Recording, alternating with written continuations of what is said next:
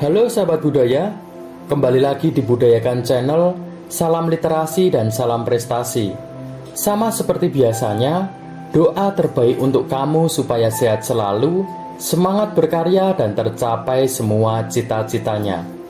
Pada kesempatan ini, kita akan membahas biografi seniman lukis yang memiliki ciri khas kumis yang artistik dan berpenampilan eksentrik, yaitu Salvador Dali. Baik, yuk kita langsung mulai saja.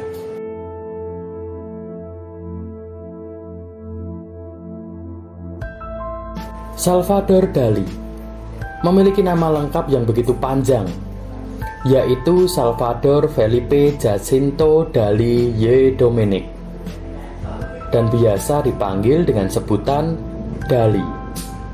Lahir pada tanggal 11 Mei 1904 di kota Figueres, Spanyol. Semasa kecil, Dali tinggal bersama sang ayah yang bernama Salvador Dali y Cusi, seorang pengacara kelas menengah, dan sang ibu yang bernama Felipa Dominic Ferres. Kediaman keluarga mereka di dekat perbatasan Prancis di Jalan Setapak dekat pegunungan Pyrenees. Ayah Dali memiliki karakter yang begitu keras dan tidak segan-segan menghukum Dali ketika Dali membuat salah atau saat Dali melakukan hal-hal yang aneh. Berbeda dengan karakter sang ayah, karakter sang ibu lebih lembut dan penyayang. Dali memiliki seorang kakak laki-laki yang juga diberi nama Salvador. Namun sang kakak telah meninggal 9 bulan sebelum dirinya lahir. Dali juga memiliki seorang adik perempuan yang bernama Anna Maria. Mereka sekeluarga mempunyai rumah musim panas di desa pesisir Cadaqués. Dali pun sering menceritakan bahwa dirinya sering diajak oleh orang tuanya untuk berkunjung ke makam sang kakak, dan diberitahu bahwa dirinya adalah reinkarnasi dari saudaranya. Meskipun sang ayah memiliki karakter yang keras, tetapi karena rasa sayangnya dan juga melihat bakat seni yang dimiliki oleh sang putra, dari sinilah kedua orang Dali membangun studio untuk Dali sebelum Dali memasuki sekolah seni. Karena bakat menggambarnya yang begitu luar biasa, pada tahun 1916, saat usia Dali 12 tahun, orang tua Dali menyekolahkannya ke sekolah menggambar The Instituto di Figueres, Spanyol. Dali bukan tipe murid yang serius. Ia lebih dikenal sebagai murid yang eksentrik dengan gaya berpakaian yang aneh dan rambut yang panjang. Pada tahun 1919, dalam usia yang masih sangat muda, Dali berhasil menggelar pameran pertamanya di teater kota yang dibantu oleh sang ayah. Namun pada tahun 1921, selang 2 tahun setelah pameran pertamanya, ia merasakan kehilangan yang sangat luar biasa atas meninggalnya sang ibu yang paling ia sayangi. Sang ibu meninggal akibat kanker payudara. Selang 1 tahun setelah kepergian ibunya, Dali melanjutkan sekolah seni di Academia de San Fernando, Madrid. Karena jauh dari rumah, Dali pun tinggal di asrama sekolah, dan di sana ia lebih bebas dalam mengekspresikan dirinya. Dali juga mulai memanjangkan rambut dan kumisnya, serta mengenakan pakaian bergaya Eropa di akhir abad ke-19. Di titik inilah Dali mulai dianggap aneh dan eksentrik oleh teman-temannya karena penampilan yang aneh tersebut. Pada masa itu, gaya seni Dali mulai terpengaruh oleh beragam gaya artistik. termasuk aliran kubisme dan metafisika. Karena gaya tersebutlah, Dali lebih menonjol dan menjadi sorotan dibanding dengan teman-teman di sekolahnya. Seiring berjalannya waktu, Dali mulai semakin berani dalam mengekspresikan dirinya. Ia sering mengkritik guru-gurunya, dan pada tahun 1923, Dali dihukum skors dari akademi karena mengkritik gurunya dan diduga memulai kerusuhan di antara siswa saat pemilihan guru besar. Pada tahun 1926, Dali kembali lagi ke akademi, namun tak lama kemudian Dali dikeluarkan secara resmi. Pendidikan formal Dali berakhir secara tiba-tiba karena komentarnya ketika dihadapkan dengan ujian lisan dalam mata pelajaran sejarah seni.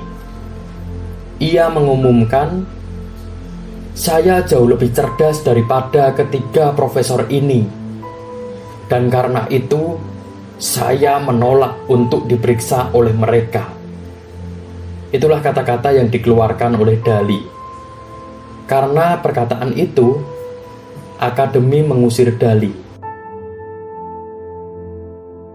Walaupun dikeluarkan dari sekolah karena komentarnya yang fenomenal, sepanjang tahun 1926 sampai 1929, Dali tetap mempelajari pengetahuan tentang seni dengan melakukan perjalanan ke Paris, di mana bertemu banyak orang terkenal, yang salah satunya adalah Pablo Picasso. Dali juga bertemu dengan seniman ternama lainnya, seperti pematung asal Spanyol, yaitu Joan Miró, dan penyair ternama, yaitu Paul Luart, yang memperkenalkan Dali pada aliran seni surrealisme. Oh iya, untuk kamu yang belum tahu apa itu aliran lukis surrealisme, walaupun banyak sekali penjelasan tentang aliran surrealis, tetapi secara gampangnya adalah aliran seni surrealis merupakan aliran seni yang tercipta dari alam bawah sadar manusia, atau bisa juga seni yang tercipta karena imajinasi alam bawah sadar atau imajinasi mimpi yang divisualkan. Pada tahun 1930, nama Salvador Dali semakin naik dan terkenal sebagai seniman yang menganut aliran surrealis. Pada masa itu, Dali menciptakan salah satu karya masterpiece-nya yang terkenal sampai sekarang, yaitu The Persistence of Memory. Lukisan yang memvisualkan beberapa jam meleleh ini dapat diartikan bahwa waktu itu bersifat fleksibel, tidak relevan, dan sementara. Simpel sekali maksudnya, tetapi visualnya perlu dikunyah dahulu karena pengemasan yang luar biasa dari Salvador Dali. Singkat cerita, karena ada perselisihan akibat unsur politik dan lain sebagainya, yang pada intinya karena ketidakpedulian Dali pada politik dan perilaku seksualnya yang provokatif memicu kemarahan. Dan pada tahun 1934, rekan-rekan surrealisnya mengadakan persidangan dan secara resmi mengusir Dali dari kelompok mereka. Dali pun menyatakan, "Saya sendiri adalah surrealisme," dan terus mengejar kejenakaan yang dirancang untuk menarik perhatian dan menjual seni. Namun, publik percaya jika pengusiran Dali ini sebenarnya disebabkan oleh gayanya yang nyentrik dan perseteruannya dengan pemimpin kelompok surrealis, yaitu André Breton. Terlepas dari pengusirannya dengan kelompok surrealis, Dali tetap berpartisipasi dalam beberapa pameran surrealis internasional sampai tahun 1940. Bahkan, Pada tahun 1936, ketika sedang menyampaikan kuliah umum, Dali mengenakan pakaian selam, membawa tongkat biliar, sambil berjalan dengan sepasang serigala. Selama periode ini, Dali mulai fokus beralih kembali ke gaya seni klasik dari surrealisme. Perseteruannya dengan kelompok pergerakan surrealis masih berlanjut, tetapi Dali tetap berpikir bodoh amat dan terus fokus mengembangkan dirinya. Ketika usia Dali 20-an, Dali bertemu dan jatuh cinta dengan seorang wanita yang bernama Elena Dmitrievna Diakonova, atau sering disebut dengan panggilan Gala. Gala merupakan istri dari penulis surrealis, yaitu Paul Eluard. Gala rela meninggalkan Eluard untuk Dali.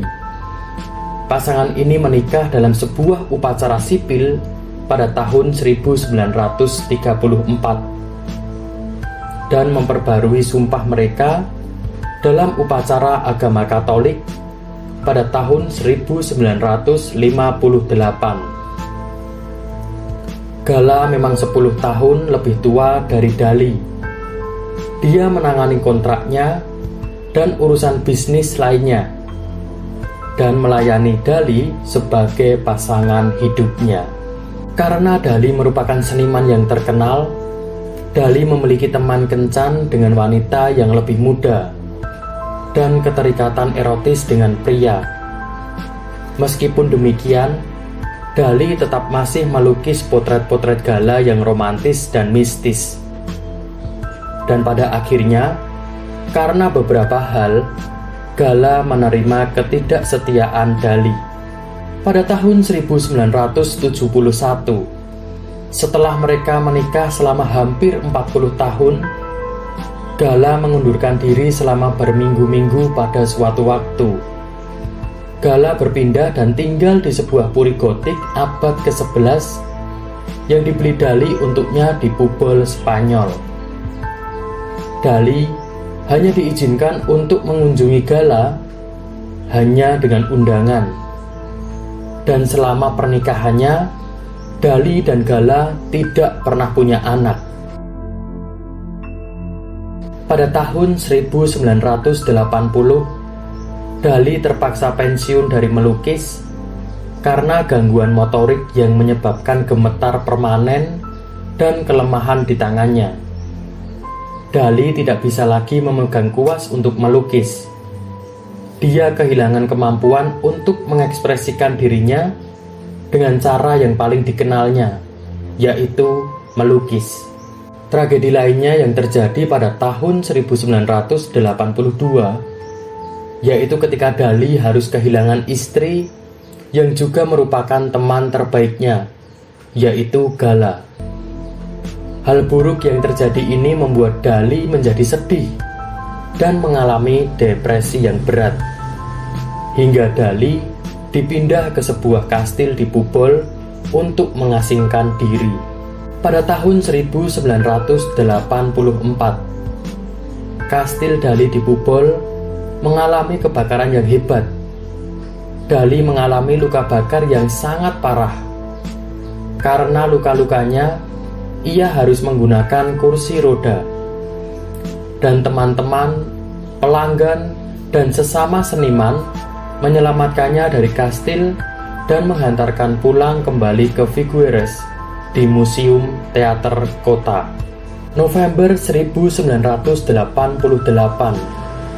Salvador Dali dilarikan ke rumah sakit karena serangan jantung. Setelah pulih, Dali sempat kembali ke Museum Teater.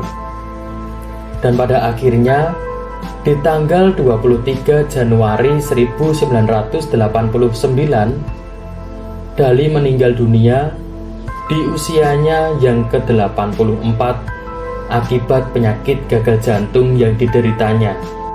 Dali dimakamkan di ruang bawah tanah di bawah panggung teater Museum Dali di Figueres, Catalonia, Spanyol.